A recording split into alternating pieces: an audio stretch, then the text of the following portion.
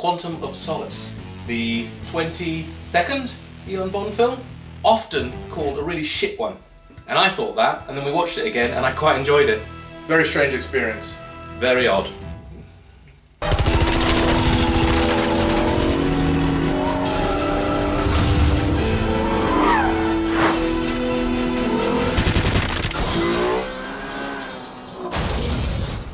I didn't hate that as much as I did. No, I actually quite enjoyed that. It was a disappointment when it came out. The received wisdom is this is one of his weaker ones. I think there's an argument between two films of which is his worst one. And I distinctly remember seeing it in the cinema and being really disappointing It was a letdown. The bar was very high. It didn't really work, was the feeling. Everyone complained about the editing, everyone complained about the plot, everyone complained. This time watching it,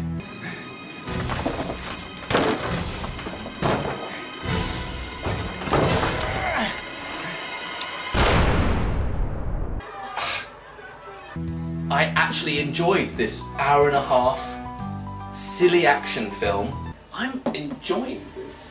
Where are you? I am, Mrs. That was not up there with Casino Royale, but it moves quickly. I'm enjoying this.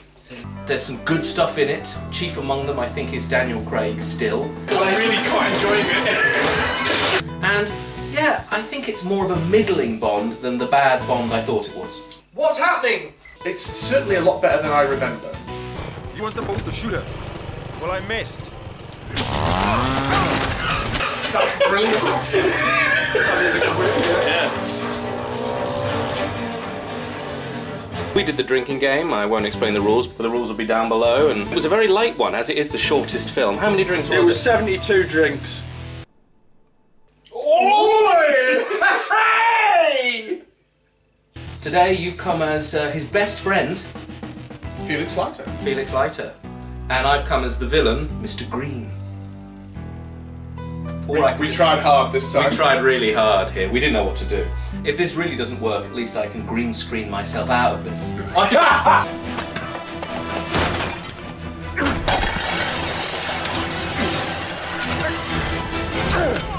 It starts off straight away where Casino Royale left off.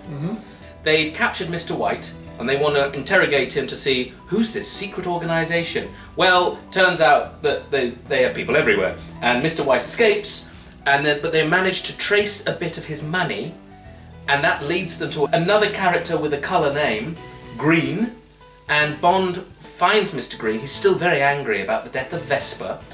And it turns out that Dominic Green is doing a plan where he wants to control the water supply of Bolivia. And also it's kind of tied into this is Bond's quest to get vengeance on... To get his solace. To get his solace, to get his Quantum of Solace and vengeance on the Vesper's ex. Vesper's ex, yeah. Yes. Craig is back, he's thin, he's trimmer, slimmer, trimmer. He is great in it again, very physical. He hurt himself a lot in the making of... Please, it's so gross.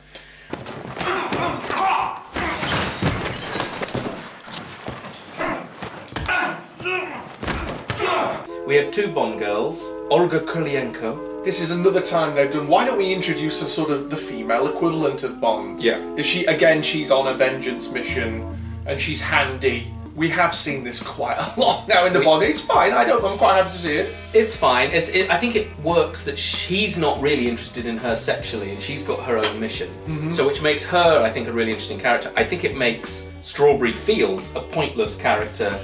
They throw in so that he can shag her, and they throw in for her to drown in black liquid. I do quite like the reference to Goldfinger, but also I like the idea that sort of it's in the modern age, the valuable commodity is not gold, it's oil. Oh my gosh! I'm so sorry. Dominic Green, played by a Frenchman. I've forgotten his name. Jean-Baptiste Renoir. Yes. Mathieu Almurray. Mathieu Almurray. Al Murray. I remember when I first saw this film, I thought he was a bit of a dull villain. Watching it again, I kind of like that he was just a bit of a dick. Well, there's a snivelling creepiness to him, which I quite like. Not everyone needs to have a hollowed out volcano base and be looking to take over the world. The second shortest Bond villain since Nip Nack. Do we have an understanding? Hey, what are you doing? Ouch! Come on! I can breathe! Ow! Judi Dench is again wonderful as M. Really I've forgotten these scenes because I kind of blanked this. And I read some, her delivery of some of those exasperated lines, particularly in the first third of the film. Someone says we've got people everywhere. You expect it to be hyperbole. Lots of people say that. Florists use that expression. Famously troubled production, this. It's only 2 years after Casino Royale, so they have rushed into production. They want to hit while the iron's hot. Is that the phrase? Strike. Strike while the iron's hot. And they didn't. They cooled down that pot. I'm mixing up your metaphors. Anyway, so this writer's strike started. Paul Haggis handed in the script, 2 minutes before the deadline, apparently, for the writer's strike. But it wasn't ready. It was directed by Mark Forster, and he and Daniel Craig were rewriting the script as they went. I think the big problem was Michael G. Wilson. He got a hard-on for this water thing. That was his huge thing. I think he was watching Chinatown and he went and he read the news story about it and went, oh, I've got it, we're going to do it about water. But then the fact that it's leading straight on, so it's a revenge film muddied with this other storyline, which means it feels a bit disjointed, so he just leaps into another. It's very odd. It is, yeah, a little odd. And I think that how I would have fixed it would have the main villain, Dominic Green, be the ex-boyfriend, the man who lied to Eva Green, because then the moments that they meet...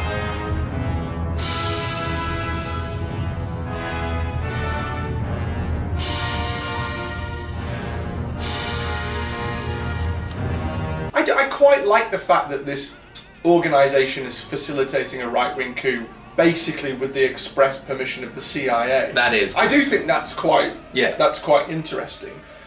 When it's all tied up in this sort of odd revenge, it feels a little... There's a moment when, they're in Haiti, and it's the scene by the dock, and it's the first scene where you start to get a lot of exposition, and there's a moment where you sort of say, what's going on? Yeah.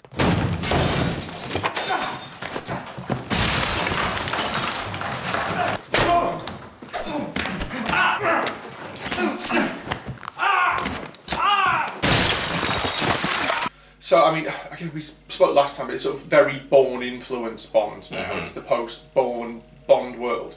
I remember going to see it and thinking that they had gone too far. Because I remember, you start the film and you begin with this chase and you're straight in. You go from a chase straight into a chase. And I remember sort of sitting there going, I'm being bombarded and I can't quite take what's going in. Re-watching it, I found it, I don't know, maybe this is just because maybe I'm sort of desensitized to the way that films like this look now, but you also, the night before, had watched Transformers Night of the Fallen, or whatever it's called. I did, the other night, watch Transformers The Last Night, and I honestly could not make head or tail of what was going on.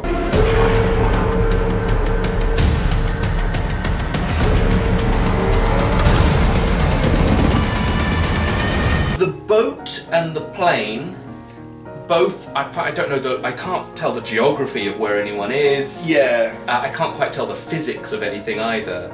So those scenes still don't work. But I think the editing of this film has been shat on quite a lot, and I used to shit on it all the time. But now, it's fine.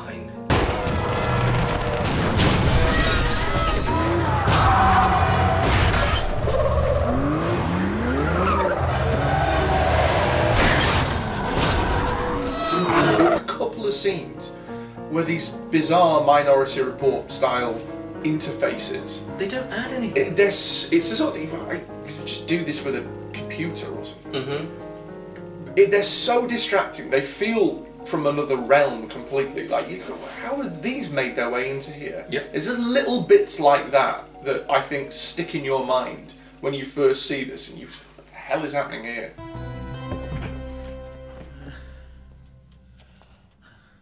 Time to get out.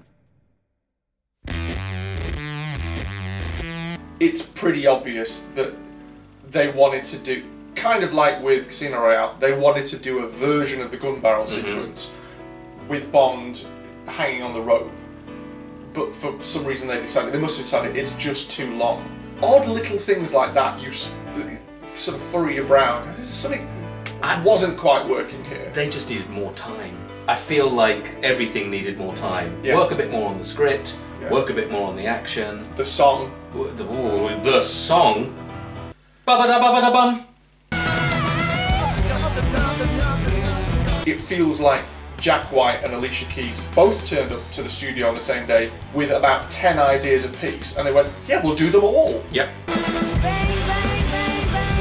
Quantum of Solace. I mean, it's based the title of a short book. Yeah, it's from a Short collection story. of short stories. Quantum of Solace. Adam and Joe, the Adam and Joe radio show, did Mox versions because of how silly the title was. Yeah. I'd like a quantum of solace, but no more than a quantum. The quantum of Qualis. Did I get it confused? I got it mixed up. Daniel Craig's Bond is a full-blown alcoholic. Good! 3 measures of Gordon's gin, 1 of vodka, half a measure of Quina Lillet. 6 of them. That opening is it's almost disorientating. I mean, you do really feel like you're fired out of a cannon for about the first 25 minutes of this film. And then he just gets in the car with her, she tries to shoot him, but this all leads to one of the greatest moments in Bond history. Yeah! Hey! Hey! There he goes! For the best extras ever, it's a toss-up between the sweeping guy and the guy in the Jeep in his Paris Burning.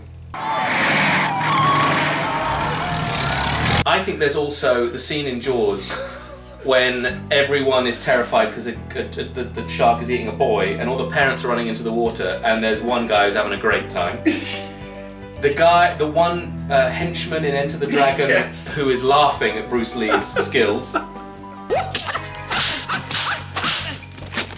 The parachuting sequence doesn't work either, because one of the calling cards of James Bond films is in every couple of films you get some amazing aerial stunt work. And in this, they were on one of those indoor skydiving. Hairdryer. With green screen. My lord, does it not work. Felix Leiter's back. Watch it, brother. Him having a sidekick or a partner who's a sort of traditional CIA guy who goes into countries and fucks things up and is sort of brash with it. With Jeffrey Wright sometimes overdoes the kind of gruffness. I think the gruffness with anger at his co-workers really works. I really enjoyed he's not very much to do and he sort of glares quite a lot. Yeah. I really enjoyed it. I like his little tiff they have in the bar. Yeah. Where they both basically, you work for a bunch of arseholes, you're working for a bunch of arseholes as well. I was just wondering what South America would look like if nobody gave a damn about cocoa communism. So it impressed me the way you boys have carved this place up. I'll take that as a compliment coming from a Brit. But he's drinking the bottled water. He goes, I don't want to. And then David Harbour. It probably came from some stream just around the corner from here. A bunch of little kids peeing in it. That's why I eat the peppers. Surely that's making his shits worse. Jeffrey, yeah, careful. Felix, I need to go in there. Are you still in there? Yeah. Give me a minute, brother. How long have I gone? 30 seconds. Thank you, Felix. Move your ass. Mathis, Renee is back. And I remember this being a thing that annoyed me previously in the films, because I found it baffling, the scene in Bolivia where he's shot and then he throws him in a bin. For a long time I found it annoying that, is he or isn't he? And then again with some ambiguity. And you know what, actually, watching it this time and coming to the conclusion he may or may not, and it's fine. And I like that. Not everything needs to be convenient and tied up. And in the world of spies, those are characters. I don't know whether to trust him or not. Yeah.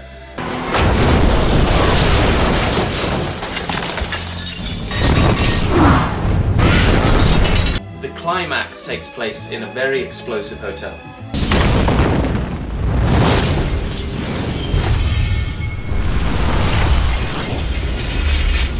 And then they have this little ending where it's in Kazan, Russia. He meets the man who betrayed Vesper. They got the woman from Castle. And then he dumps the necklace in the snow. And it slowly fades out. One of the worst symptoms of the clash between are we doing the revenge sequel or are we doing the Bolivian water scandal film?